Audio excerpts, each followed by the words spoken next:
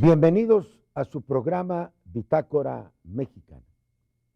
Este espacio de absoluta libertad de expresión, de debate y de reflexión de la televisión pública. Su amigo Porfirio Muñoz Ledo. Hoy no tenemos un tema de discusión, tenemos un gran personaje para dialogar. El último programa, cara a cara con un personaje en esta serie, fue con el gran antropólogo y escritor mexicano Carlos Montemayor. Por una casualidad, pocas semanas antes de que muriera. Ese programa lo hemos repetido y lo vamos a volver a repetir, porque es uno de los grandes testimonios sobre la vida contemporánea de México. Hoy nos honra con su presencia el rector de la Universidad Nacional Autónoma de México, el doctor José Narro Robles. Él ha tenido un desempeño extraordinariamente fructífero en el tiempo que lleva al frente de nuestra casa de estudios. Él ha hecho verdad en muchos sentidos aquello que quería desde Justo Sierra, no se diga José Vasconcelos, que la universidad sea la conciencia crítica de la nación. No es una competencia política, es un deber de la universidad. Esa es la razón misma de su autonomía. Un grado de libertad y de independencia que le permite respetar el principio de la libertad de cátedra, que implica todas las voces, desarrollar la investigación científica, como lo ordena su ley, participar en la difusión de la cultura, pero entre todo ser la conciencia crítica de la nación. Acabamos de organizar, gracias a la benevolencia del señor rector, un ciclo del que ya hemos hablado en este programa. Han venido participantes sobre la reforma del Estado y la reconstrucción de la nación. En esta universidad ha habido en los últimos 6 meses, no sé, 5, 7, 8 ciclos de conferencia importantísimos. Hoy en la mañana estuve en un debate en ciencias políticas. Hay una vitalidad hoy en la Universidad de México en el debate que ha auspiciado al señor rector. Señor rector, le doy la bienvenida en este programa.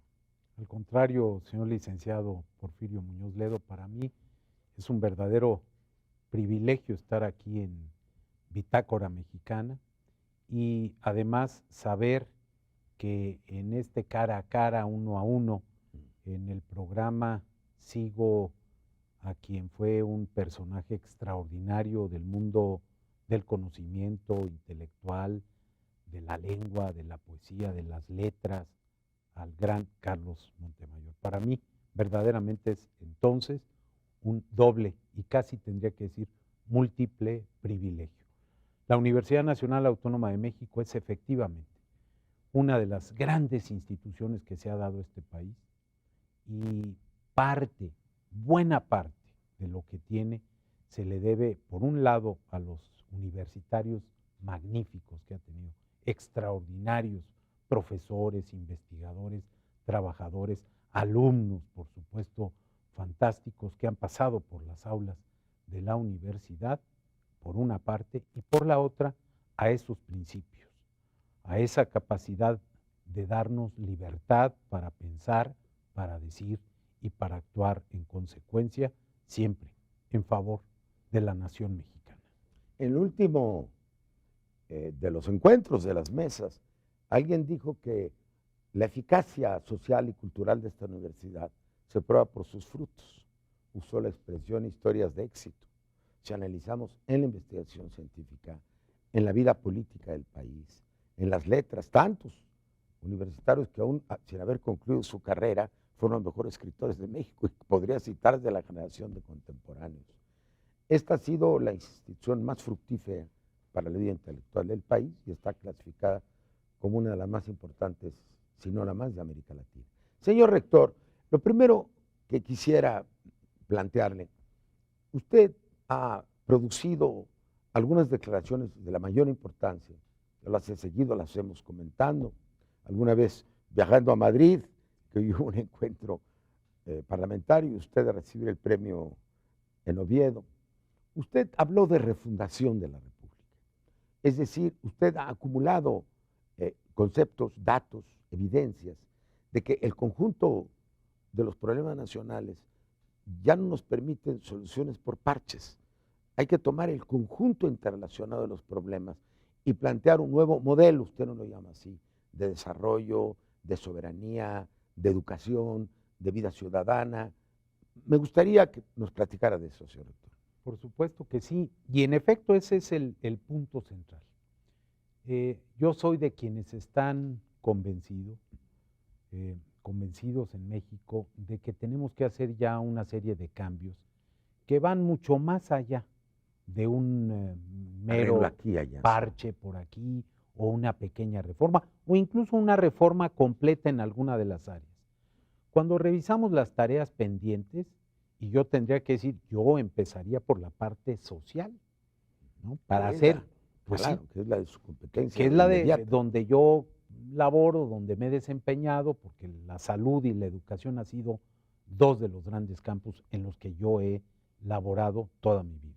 En uno, porque soy médico en el origen, y en el otro, porque soy de los que creen profundamente en la capacidad de la educación para poder transformar a las personas, a los individuos y también a las colectividades. Entonces necesitamos hacer una gran reforma social en este país, que asegure realmente que los mexicanos, particularmente los que menos tienen, alcancen los niveles de bienestar que son absolutamente indispensables hoy en día. Pero no bastaría con eso. Nuestro propio modelo económico en la parte de la hacienda pública, en la parte de la estructura productiva, en la parte de la distribución del ingreso, es absolutamente insuficiente en 2010. Y no se agota ahí. Si revisamos lo laboral, si revisamos la parte de la seguridad, si entendemos la parte energética, si nos preocupa la parte de la dotación de agua, saneamiento, la parte ambiental, México requiere de una serie de reformas que ya se ve muy difícil se puedan poner en práctica una a una. Creo, soy uno más, además no, ni soy el primero, ni mucho menos el único, que piensan que esto ya requiere de un replanteamiento general, incluido la parte de la estructura del Estado, del gobierno, de los poderes públicos. Yo le decía a usted en una conversación que tuvimos en la rectoría, y que bueno, abunda en la coincidencia que tengo con su punto de vista, que yo comencé muy joven con la reforma administrativa, en los años 70, fui coordinador de la reforma administrativa. Me doy cuenta que no se podía reformar en la administración si no reformaba la política, porque el modelo político clientelar, de favores, de componendas, hacía un Estado obeso. Entonces me dediqué a la reforma de la política y luego me di cuenta que no se podía reformar la política, solo reformaba el Estado, y ahora he llegado a la conclusión de que reformar la nación. Coincidimos en un punto y que tiene que ver con la cuestión social, educativa y de salud, y que sobre todo con el papel de la universidad. Al primer bloque de nuestro seminario hablamos de la crisis del Estado-Nación y le pusimos el tema de la identidad nacional. ¿Hasta qué punto ya no son solo las instituciones las que están mal? Otros dicen que el Estado es gobierno, territorio, ¿sí? y pueblo. Pues aquí todo anda mal porque el territorio ya no tenemos control. El pueblo ya se desagró y se desdobló y el gobierno se desdibujó. Me gustaría, porque usted y yo leímos un artículo y lo comentamos, del doctor Hurtado, director de que fue el primer ponente de los estudios filosóficos, que él habla de una crisis de identidad nacional, que el mexicano ya ni se encuentra en el pasado, no sabe dónde está su presente y no tiene proyecto de futuro. ¿Usted coincidiría? Fíjense que sí, sí coincido con que tenemos un grave problema. Ahí está uno más, porque la lista que hicimos ahorita entre los dos no es exhaustiva. Hay muchos otros aspectos y ahí hay algo que nos tiene que preocupar a todos. Esta parte de la identidad nacional, este sentimiento que tenemos los mexicanos muy arraigado, pesimismo, desesperanza, sí, desconcierto. Desafortunadamente en ese terreno hoy en día, cuando no ha sido siempre lo mismo, este es un país en donde su población ha sentido un enorme orgullo de ser mexicano. Esta es una población, una sociedad, la nuestra, que se identifica fácilmente con muchos de los grandes personajes y de las gestas históricas nacionales. ¿Y por qué perdimos rumbo? Yo creo que hemos perdido rumbo porque hemos caído en la trampa de una supuesta modernidad. Y digo supuesta, porque no es modernidad. Se nos quiere aplicar además a pocos países. Hoy no es moderno ser nacionalista. Incluso suena terrible de repente. Aquí. Pero no en Francia, Ah, ni no, en pero no Alemania, en ni en Francia, China, ni en Estados ni en Unidos, Brasil, ni en Estados bueno, Unidos, ni en entonces, Argentina. ¿qué pasa? ¿Por qué esto? ¿Vendimos el alma al diablo? No creo, porque no estamos dispuestos y porque no tiene precio. Pero lo que sí es que hemos caído en tentaciones que creo yo no son pertinentes. México tiene una gran cultura. El nuestro, con todos esos problemas y con este pesimismo, esta sensación de desesperanza que prevalece en muchos sectores de nuestra población, es un gran país y lo tenemos que decir y reconocer, no de manera demagógica. Y ahí está la historia para documentar lo que ha pasado en el pasado y aquí están los datos también para demostrarlo. La extensión territorial. Somos uno de los grandes países. El tamaño de nuestra población. Somos una de las grandes demografías. El tamaño de nuestra economía. Somos una de las grandes economías. Y cuando hablamos de la cultura y de la biodiversidad y hablamos de una serie de tópicos, llegamos necesariamente, incluida nuestra infraestructura, las instituciones que hemos desarrollado los mexicanos. Este es un gran país y lo que nos ha pasado, creo yo, es que el rumbo se nos ha desdibujado. Y se nos ha incluso extraviado. Vamos a ir a un segundo bloque. Me viene a la mente una frase popular que todo mundo conoce. Dicen que un optimista no es sino, un pesimista no es sino un optimista, un pesimista no es sino un optimista mal informado. Entonces, yo no creo que podamos ubicarnos en el pesimismo ni en el optimismo. Yo coincido con usted que este país, a pesar de todo lo que le ha ocurrido, tiene capacidades no solamente naturales, sino intelectuales, creativas, una gran nación, pero las grandes naciones también colapsan. Hay el término de los imperios, ahí se quedó el imperio maya en la selva, ¿no? Ahí se acabaron y el romano, el egipcio, y claro. Entonces yo sí he mantenido una gran fe en mi país y quisiera transmitirla, pero también puedo aceptar racionalmente que el país no tenga solución como Estado-nación. Vamos a otro bloque.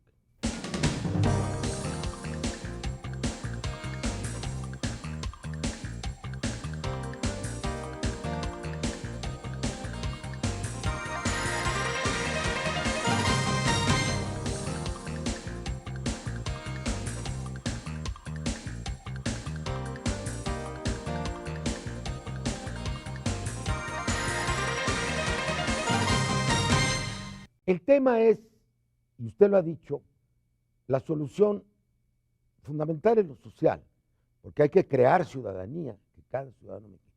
Hay que educar al pueblo de México, hay que darle salud y bienestar, pero eso significa una nueva manera de hacer las cosas, porque no podrá crecer la economía si no hay mercado interno, no hay mercado interno si no hay salario, no hay participación digna en el mundo si no hay ciencia y tecnología y valor agregado. Entonces, una de las tesis que más se manejaron en la tercera mesa fue que nosotros aceptamos hace 30 años ser súbditos de un modelo de acumulación global.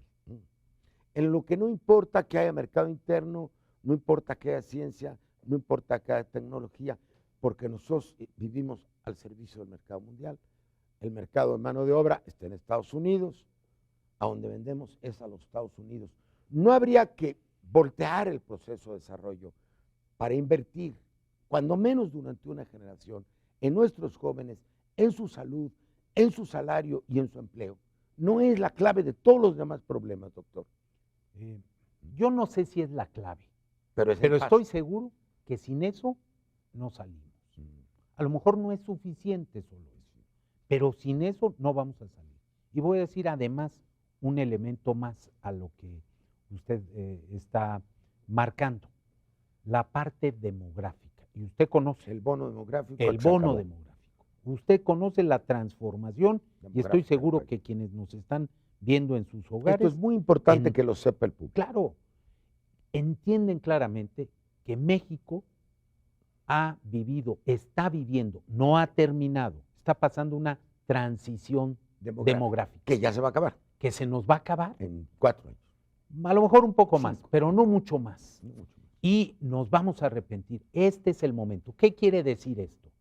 Que nuestro índice de dependencia, esto es, la población o muy joven, menores de 15 años, o la población mayor, 65 años y más, se ha disminuido proporcionalmente respecto del conjunto de la población que tenemos entre los 15 y los 64 años de edad.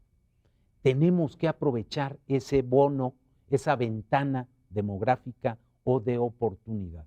¿Y cómo se aprovecha?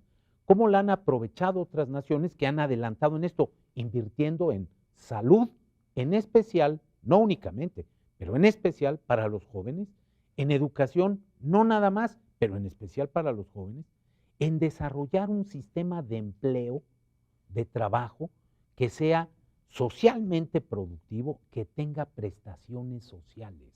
No solamente queremos que tengan oportunidad de ganarse la vida, que puedan invertir para su pensión, para su retiro, que puedan contribuir con las generaciones que van de salida y con las que hoy todavía no pueden estar en esa parte productiva. Entonces, claro que lo sostengo yo, como usted lo dice, que tenemos que hacer una gran inversión y cambiar radicalmente nuestra percepción al respecto. Además, no hay nada nuevo. Lo han hecho otros países a los que les está yendo muy bien. Lo ha hecho Corea. Corea es hoy en día uno de los países que tienen coberturas educacionales más altas del mundo. Y revisemos cómo estaba Corea del Sur hace 30 o 40 años, igual o peor que México. Y han tenido una enorme transformación. Y podría hablar no nada más del caso de países asiáticos, podría hablar del caso en nuestra región de naciones semejantes, muy parecidas a nosotros, distintas en el tamaño, así lo acepto, pero ahí está Chile, ahí está Argentina, ahí está Costa Rica, ahí está Uruguay, ahí está Cuba, ahí hay muchas naciones de América Latina y el Caribe que Eso me servirían de interesa ejemplo. mucho, doctor. Voy a abundar en el tema del bono demográfico. Cuando iniciamos una política que México no había tomado, demográfica, que fue 72, 73, nos opusimos, nuestros oponentes eran las extremas izquierdas y las extremas derechas. Las extremas izquierdas pensaban que reducir el número de pobladores del tercer mundo era favorecer a los imperios, y las derechas que íbamos a controlar indebidamente la natalidad. Fue un proceso complicadísimo. Quiero decir que México tenía a la sazón una tasa de crecimiento del 3.2% al año. Se multiplicaba la población cada 20 años, se duplicaba. En 1940, yo era un niño, el censo dio 20 millones de mexicanos, fíjese usted. Decía una propaganda de una cerveza, 20 millones de mexicanos, no pueden estar equivocados. ¿Se acuerda usted? En 1972, cuando comenzamos, ya éramos 70 millones. Y ahora somos 110 sin contar los que están del otro lado. Sin embargo, la población empezó a bajar porque hubo orientación, hubo una ley de población, hubo servicios médicos, a pesar de todo. Libertad dentro de la legislación para que la gente decidiera de manera informada sobre el número y el espaciamiento de sus hijos. Redacción del artículo 4, con el que algo tengo que ver. Pero iniciamos, y voy a usted una tarea educativa. El señor Torres Bodet, al que serví, tenía como obsesión que después de que Juárez en 1867 dictó la ley de educación obligatoria, laica y gratuita, la mitad de la población estaba en la primaria. Hicimos un plan de 11 años, luego nos metimos, ya hablábamos con la secundaria, y también ese aumento de la escolaridad disminuyó la población, porque retrasó la nubilidad de la mujer. De las madres que empezaban a tener hijos a los 14 años, que todavía las hay, ahora a los 34 todavía no quieren tenerlos. Entonces fue un cambio radical. Ahora, hay un excedente de población que nació todavía entre 72 y 92, que es el bono demográfico. Ahora, con la baja de la natalidad, ahora va a ser un país de viejos sin haber aprovechado el gran aporte que tuvimos de esas generaciones. ¿Esa sería la idea, doctor? Es absolutamente esa la idea. Tenemos que aprovechar esa condición demográfica que es seguramente difícil de volverse a presentar. Estos fenómenos demográficos llevan décadas, así como tuvimos por muchos años, por décadas también, un crecimiento y una pirámide muy picuda, con una base muy amplia, con muchísimos niños, ahora ya no, se ha transformado. Entonces, tenemos que aprovecharla. Y por cierto, permítame nada más doctor, una anotación, porque a mí me parece que es maravilloso que usted haya citado la Ley Juárez de Educación de 1867. Qué maravilla que un personaje de nuestra historia, regresando, él regresa de una guerra intestina en julio de 67 y en diciembre, me parece, está promulgando la Ley de Educación. Lo que es tener una visión maravillosa de lo que es y puede representar la educación como una gran palanca de transformación y de redención auténticamente de una sociedad, de una colectividad. Con los niveles de analfabetismo que teníamos, con los niveles de dificultad económica, y la preocupación de Juárez es, o una de sus grandes preocupaciones, la educación. Me parece maravilloso. Tenía la convicción, pero no tenía los recursos y el país no estaba pacificado. Imagínense, establecer escuelas entonces, pero todo el diseño de Juárez reposa sobre la educación y su propia teoría política, la de los positivistas, son Gabino Barreda y Porfirio Parra, los positivistas, creían en la evolución de la sociedad, en la redención de las clases sociales, incluso en la redención de los indígenas, no se pensaba en las autonomías. Y luego viene la gran generación de la revolución con Vasconcelos. Efectivamente. Vasconcelos llega a esta universidad como rector y al año crea la Secretaría de Educación Pública. En efecto. Y dice un gran discurso que a mí siempre me conmovió. O sea, yo no vengo a trabajar por la universidad, vengo a pedirle a una universidad que trabaje por el pueblo. Solo un país rematadamente bárbaro puede concentrar en unos cuantos los beneficios del saber. Eso es cierto. Yo creo que la universidad está recuperando esa función de faro del país. Ahora, ¿cómo le vamos a hacer para en un tiempo breve? Yo no creo en temporalidades largas y ahí es el tema de los debates que usted ha tenido. Ha habido pues de cifras, que si son 7 millones o 5, no es el problema fundamental. Aquí traigo muchas estadísticas, yo coincido con las cifras de ustedes, desde luego se lo digo. Aquí hay una gran duda. Para que haya un modelo de educación en expansión, se necesita que el primer objetivo de la política sea la educación y la salud. Para eso se necesita un modelo que crea en eso, en que lo primero es repartir el ingreso para luego crecer, repartir el conocimiento para evolucionar.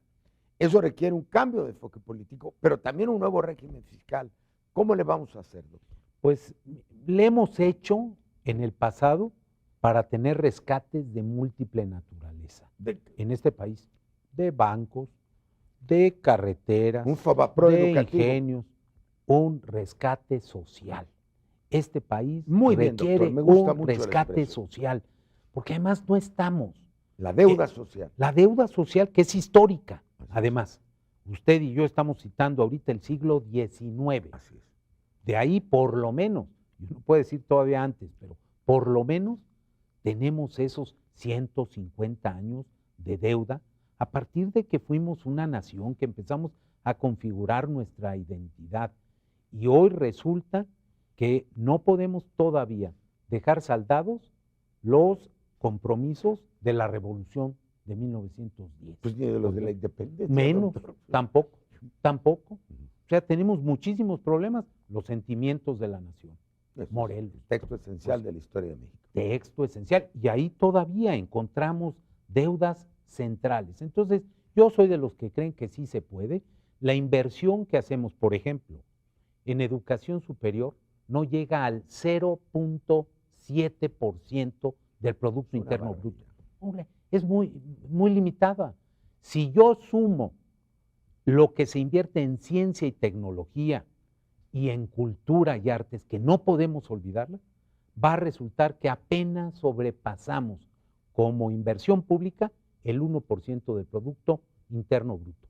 Hemos hecho inversiones que no son tan inversiones, que son más bien gastos en otros campos, en otras áreas y para atender otras necesidades de grupos que no tienen el tamaño, el peso, la condición y el rezago. Pero se necesita una gran decisión política. Qué bueno que estamos en la historia. Juárez, después de una guerra, con una teoría filosófica atrás, no que luego combatieron los nuevos filósofos, era el pensamiento de la época, su primer tiro. La posrevolución nombra como su primer emisario a José Vasconcelos, y él concibe también la idea del mestizaje, la fusión de todas las razas. Por mi raza hablará el espíritu, la raza cósmica. La raza cósmica a través de la redención educativa.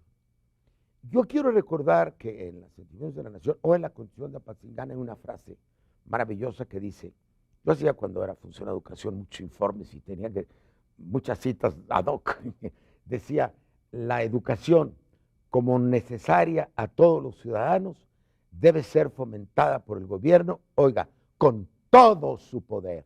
Eso está en la primera Constitución mexicana. Entonces, yo creo que el gran tema, que podríamos centrar el tercero, ¿cómo le hacemos? Educación y salud, no vamos a romper el binomio, no porque usted sea médico y educador, sino porque es un binomio indisoluble. ¿Cómo le hacemos para que el Estado mexicano fomente la educación con todo su poder? Voy a las palabras de Morelos.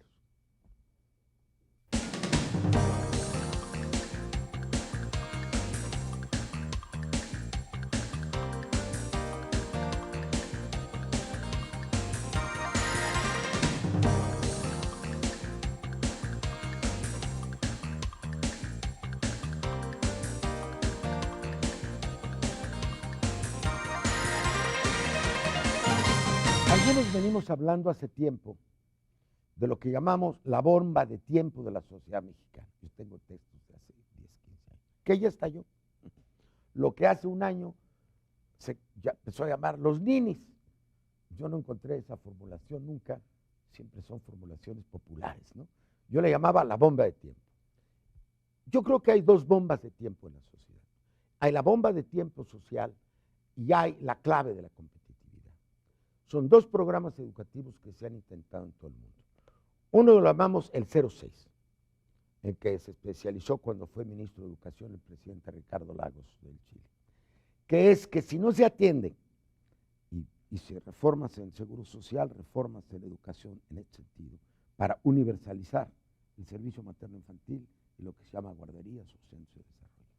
Si no se atiende a la madre y al niño desde la gestación, digamos desde el tercer mes, para no entrar en polémicas, desde que ya hay la decisión de que hay el niño, y no se le dan las proteínas, el cuidado, la alimentación, entra al primero de primaria en situación de desigualdad irreversible, salvo casos de excepción. Pero no puede haber igualdad en la sociedad si los niños al entrar a primero de primaria ya tienen, y usted es médico, es desde la ingesta de proteínas, es la socialización, y ahora en la época de la computadora, imagínense, niños de clase alta o media que están ya en la informática a los 3 años y niños que viven en la sierra. No creo que es la primera de las claves, la atención 06, para dar condiciones de igualdad. Pero sin duda también aquí, yo lamento que este programa no sea de tanto debate y que más bien lo que tengamos pues son coincidencias. Sí. Pero es que yo no puedo estar más de acuerdo con esto. Realmente si queremos tener un país diferente, tenemos que trabajar en algo que se llama igualadores sociales. Exacto. Y eso tiene un efecto fantástico entre los 0 y los 6 años. Si usted asegura que un niño desde el vientre de su madre reciba las mejores condiciones, que al momento de atender el parto se tengan las mejores condiciones iguales para todos y que durante los primeros meses, y diría yo, los primeros años, reciba la alimentación que requiere Desde el vientre de la madre. Del vientre a los 6 años. Usted va a tener un mexicano diferente. Así es. Y muy parecido, no importa si estamos hablando de la sierra, Ese en es el Puebla, tema. en Vamos a Oaxaca, entender. de la selva, del altiplano, en Monterrey, en Guadalajara, en todas partes. Ese es uno de los grandes secretos. Y la inversión que se requiere tampoco está fuera del alcance de una economía como la mexicana y de unas finanzas públicas, de un presupuesto como el de nuestro país en el orden federal. Tenemos que hacer la inversión. Se puede porque se combina todo. El primer centro de desarrollo infantil lo creé en la Secretaría del Trabajo con ese nombre cuando era titular. Hice un experimento. Del universo de madres mujeres, a todas las metimos en atención materno-infantil y a todas les dimos el tratamiento. Y todos los niños tenían la atención. Como Secretaría de Educación reformamos la ley del Secretario de Estado y les dimos a Educación la competencia de coordinar técnicamente, junto con Salubridad, todos los sistemas de guarderías, de desarrollo infantil, que no eran subrogados, perdóneme usted, meter a los niños como latas para hacer negocios familiares, pues nos lleva a lo del ABC. Ahora, usted toca otro tema que me importa mucho. Todas las estadísticas nos hablan de promedio. Por ejemplo, hoy la población de más de 15 años tiene 8 grados de escolaridad. Quiere decir que llegó hasta el segundo de secundaria, para decirlo. Pero usted tiene 10.2 en el DF y 6.1 en Chiapas. Claro. Pero si usted se va a estadísticas municipales o barriales, usted puede tener en la Miguel Hidalgo del Distrito Federal 14 y usted va a tener en la selva de Chiapas 2. Entonces, los promedios se esconden las desigualdades. Yo he luchado toda mi vida por la educación obligatoria. Todos, desde la selva, como usted lo dijo. Universal. Universal, compulsory education, como dicen los anglosajones, que es la educación obligatoria, que es un tema de retención escolar. Si nosotros lográramos la atención universal para las madres y los niños hasta los 6 años, cambiamos el país en 30 años. ¿Está usted de acuerdo? Totalmente, de nuevo.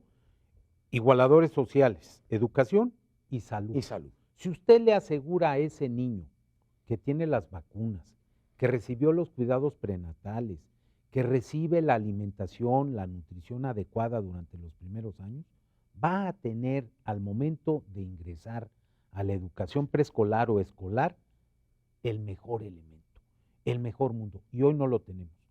Hoy hay diferencias en este país en muchos sentidos. Mucho mayores de las que dicen las estadísticas. Mucho mayores por lo que usted está señalando, porque los promedios ocultan las variaciones extremas. Así es. Evidentemente, si uno saca el promedio del ingreso per cápita en este país, pues uno diría, pues no estamos tan mal.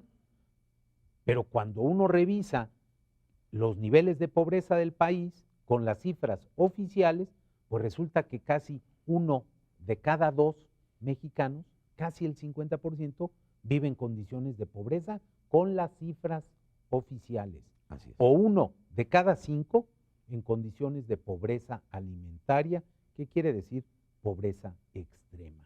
Entonces, tenemos que procurar esas condiciones de igualdad, Se puede, doctor. de equidad, y se puede. Yo también lo aseguro. Es un acto de decisión política. La educación obligatoria quiere decir, desde que Juárez la implantó en México, que son todos. Y la prueba de que se puede es que después del plan de 11 años, que fue del 59 al 70, tenemos una cobertura superior al 95% en primaria. Siempre hay márgenes incomprensibles, que son en los países avanzados de 1%, en países con gran dispersión demográfica, que es un problema para México, tanto pueblo regado, del 97. Nosotros en 92, después de luchar 15 años, fue la secundaria obligatoria, pero todavía la cobertura no pasa del 68, por ahí promedial. Quiere decir que en 18 años no hemos podido lograr que toda la población, siquiera arriba del 90%, esté en la secundaria. Ahí es un agujero que tenemos que cubrir. Que tenemos que cubrir junto con otro que me interesa. La preparatoria, por supuesto, el bachillerato, la educación media superior. Pero además con otro fenómeno importantísimo.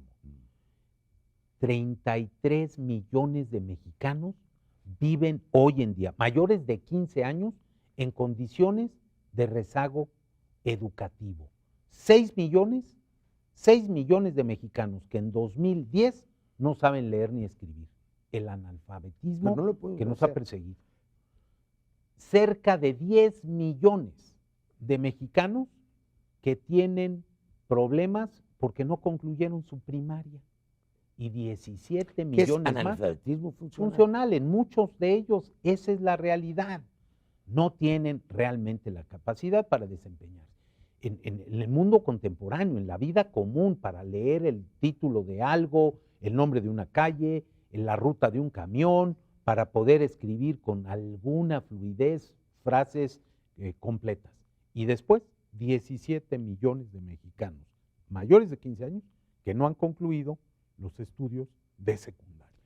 Ahora, doctor, esto, y es algo que hay que decirlo, no es solo obligación del sistema escolar, sino de toda la sociedad. De toda, también eso es muy importante.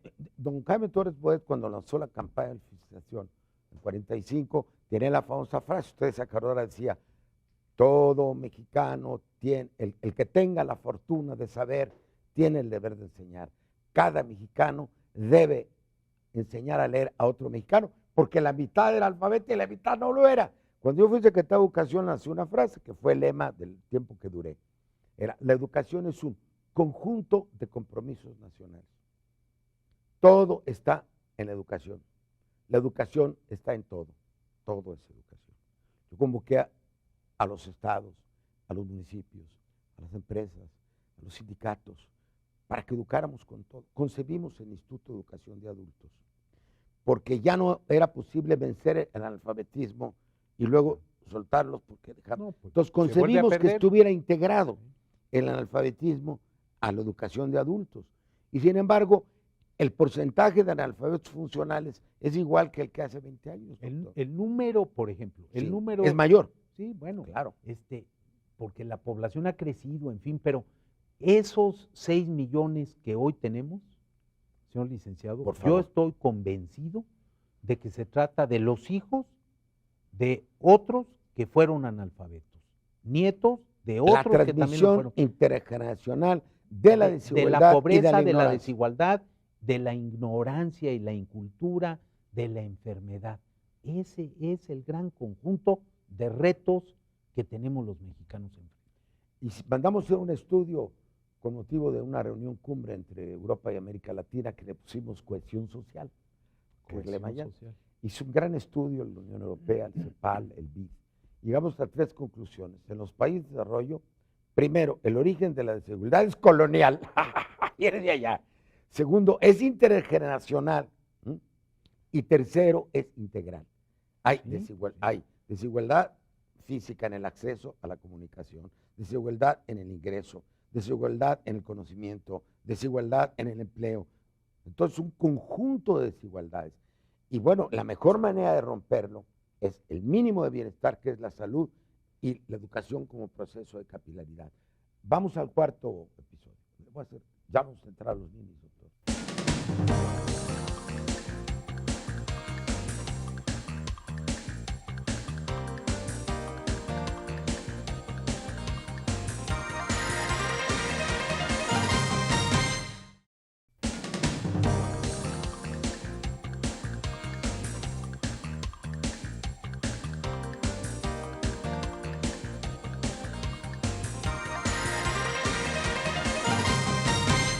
Vamos al tema de la bomba de tiempo, del cual tengo hablando 15 años. Ahora se llaman los ninis, es una inventiva popular. Yo he venido diciendo, para auspiciar la educación obligatoria en preparatoria y la universalización de la educación superior, que los países de América Latina que tienen a la gran inmensa mayoría de su población hasta los 20 años en la escuela, son los que han reducido su crecimiento demográfico y los que tienen más posibilidades de desarrollarse. Cuba tiene esa situación, Brasil está entrando, Argentina desde luego, Uruguay también y Chile. Entonces ocurre, ha habido un debate hace una semana sobre cifras, yo las tengo, son claras.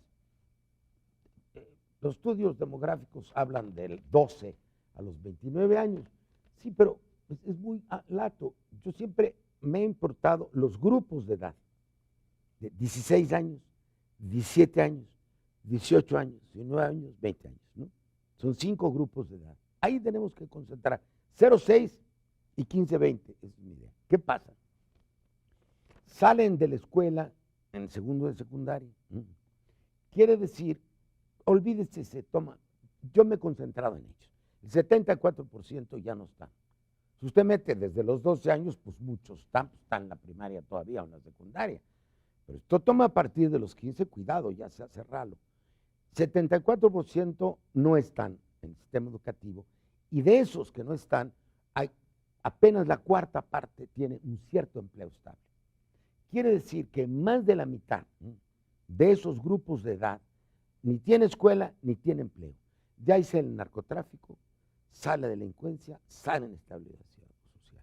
Un país que se respete tiene que concentrarse y en 5 años los mete a todos a la escuela. Usted ha propuesto duplicar la matrícula de la universidad. Yo sí, no de esta universidad, de todas las universidades. Yo estoy, por supuesto, en favor de la educación pública en el nivel superior. Claro. No riño con la buena educación superior que otorgan Los algunas. particulares, son otras claro, opciones. son otras opciones, pero yo creo que aquí hay una obligación del Estado nacional y, por supuesto, de la estructura de gobierno, y que México debe hacer un gran esfuerzo. Y voy a dar 2 cifras que me parecen demostrativas. De una parte, la de México. En el mejor de los casos, este año, otra vez, cifras e informes oficiales, vamos a alcanzar en educación superior 30% de cobertura bruta. Toda la educación superior entre el grupo que efectivamente anda por ahí de licenciatura. Y resulta que en América Latina tenemos como promedio, América Latina, nuestra región, 34% de cobertura. Y hay y lo países que usted arriba dice, del 70. bueno, digamos, países como Argentina que tiene el doble, 60. Uruguay que tiene el doble, 70, Uruguay. que tienen Chile más de 50, Costa Rica, Panamá, muchísimos países tienen una cobertura en educación terciaria o universitaria, así llamada, o superior, por arriba, por encima de la de México. Esto no es posible y México tiene que hacer. En los próximos años, aquí podemos discutir, pero 5 a 10 años tenemos que duplicar la cobertura de nuestros jóvenes. Es parte de la inversión social que urge que haga este país. Si hay alta voluntad política en 5 años, hay media voluntad política en 7. Y si no hay voluntad política nos quedamos igual. Pero mire usted, doctor, un gran educador y político brasilero, Cristóbal Buarque, fue ministro de Educación, tiene una frase maravillosa. Dice, los problemas se resuelven si adoptamos una generación, así como se adopta a un hijo. Digámonos, aparte del 06, que el Estado-Nación y todas sus instituciones dicen, vamos a hacernos el propósito de en 5 o 6 años llegar a 20 años de educación obligatoria o universal.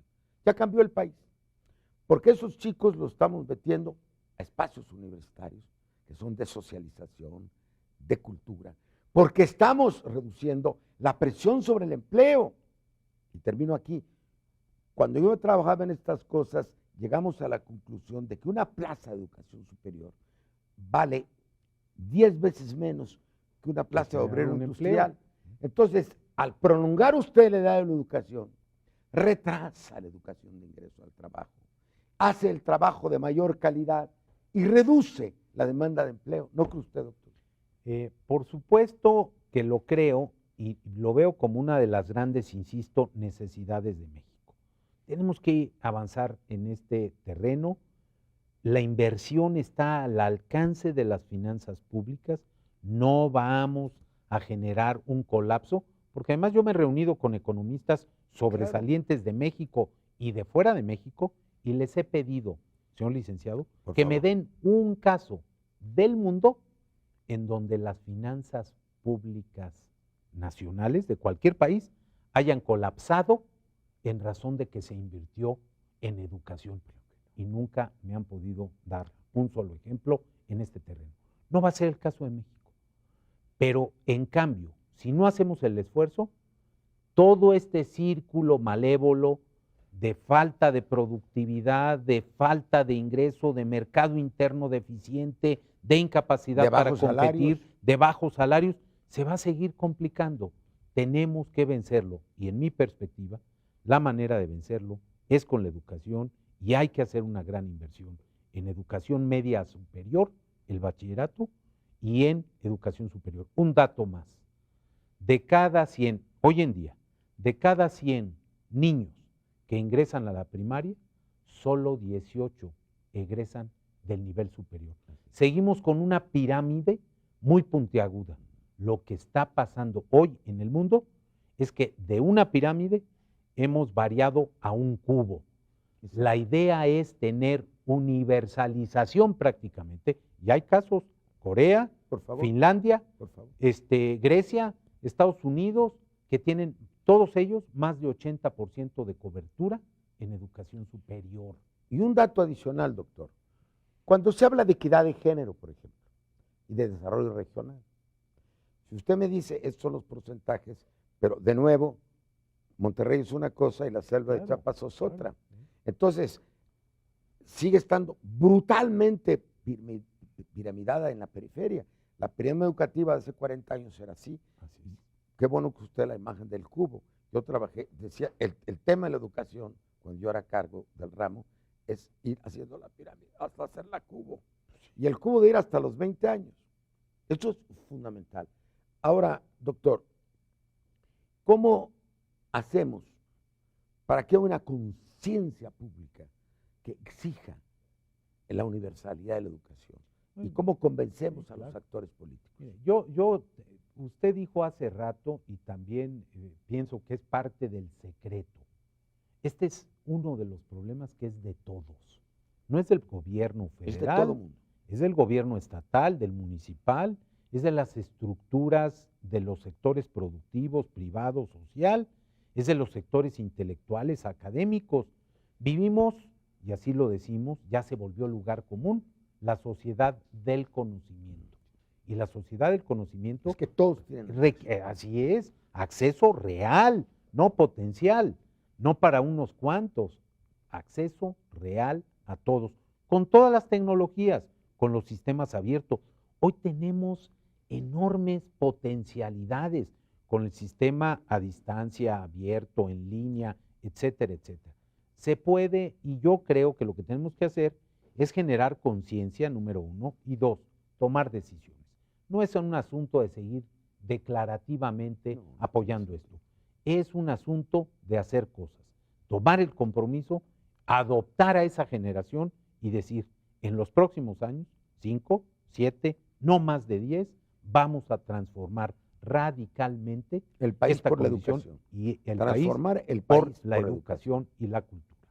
Ahora, doctor, el tema político es que esta decisión es parte de otras decisiones. Si nosotros nos seguimos considerando como un país que rinde al exterior, pues a las grandes corporaciones transnacionales no les importa mayor cosa que no tengamos patentes, que no tengamos capacidad inventiva. A las empresas que sirven al mundo transnacional, pues no les importan los impuestos, los salarios, volvemos a ser una sociedad de encomenderos. Sí tiene que ver con un modelo de desarrollo. Sin duda. Y tenemos que cambiarlo, tenemos que transformarlo. Y esto no quiere decir actuar en contra de nada ni de nadie. Del oscurantismo, sí. Eso sí, de la ignorancia, del oscurantismo y de esta rendición de frutos a quienes tienen poco que ver con nosotros, con nuestra historia y con nuestra cultura. Tenemos que pensarnos nuevamente como una gran nación. Tenemos que cambiar ese pesimismo colectivo que ha permeado desafortunadamente y hacer una gran convocatoria. Yo he pensado que México necesita hazañas nacionales. El analfabetismo, vencerlo es una hazaña nacional. 5 grandes metas nacionales. Así es, y varias de ellas pasan por estos 2 grandes temas que hemos hablado el día de hoy en esta bitácora mexicana: salud, educación. Yo creo que ahí están muchas de las claves de las posibilidades. Y claro, necesitamos el concurso de la unidad nacional. requerimos de un una acto, confluencia una nacional. gran confluencia nacional. Ahora, doctor, antes de terminar, yo quiero recordar una frase que le leí, que le han citado muchos además. El rector ha insistido en que perdimos la noción de grandeza y perdimos la visión de largo plazo. Es una frase que me encanta, señor rector. Dice, bueno, si ahorita a alguien se le ocurriera construir una ciudad universitaria como esta, terminaría en el manicomio. Por lo menos intentarían llevarlo. Llevarlo sí. al manicomio. ¿Cómo es posible que hayamos podido pensar con una visión de gran país en construir un gran sistema hospitalario en este país, una gran medicina pública, una gran universidad, y ahora no somos capaces de enfrentar los menores retos? Usted y yo compartimos muchas condiciones y características en nuestra vida profesional e Salud, educación. Salud, educación.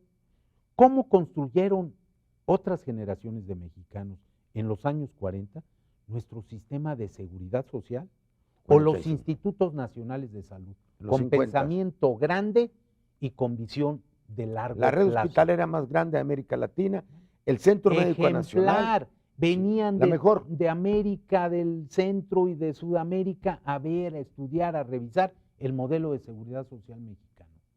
Cuando se construyó Ciudad Universitaria, y estamos hablando de la mitad del siglo XX, cuando México tenía condiciones muy diferentes, simplemente digo, 726 hectáreas de terreno, cerca de 220,000 metros cuadrados, un poco más de construcción, un equipamiento que hoy sería equivalente, mobiliario, equipo, a varios miles de millones de pesos. Y lo hicieron mexicanos extraordinarios que tuvieron visión de grandeza, proyecto de nación y un gran compromiso. El Centro Médico Nacional se construyó en los últimos 50, la Secretaría de Seguridad, y luego lo compró el Seguro Social en los 60. Claro. Desde hace 30 años no se construyó un gran hospital público en este país. Desde hace 25 años no se erige un gran complejo universitario. Entonces tenemos un retraso que estamos obligados a recuperar. Yo le agradezco mucho, señor rector, la generosidad de sus palabras y el proyecto a largo plazo que esta universidad, usted mismo, tienen para el país. Muchas gracias, señor licenciado. Esta es la universidad de todos los mexicanos y muchos, estoy seguro, deben y debemos sentirnos profundamente orgullosos. Muchas gracias por haberme permitido estar aquí en su programa. Gracias, por favor. Un gusto. Es un gusto y un honor para nosotros.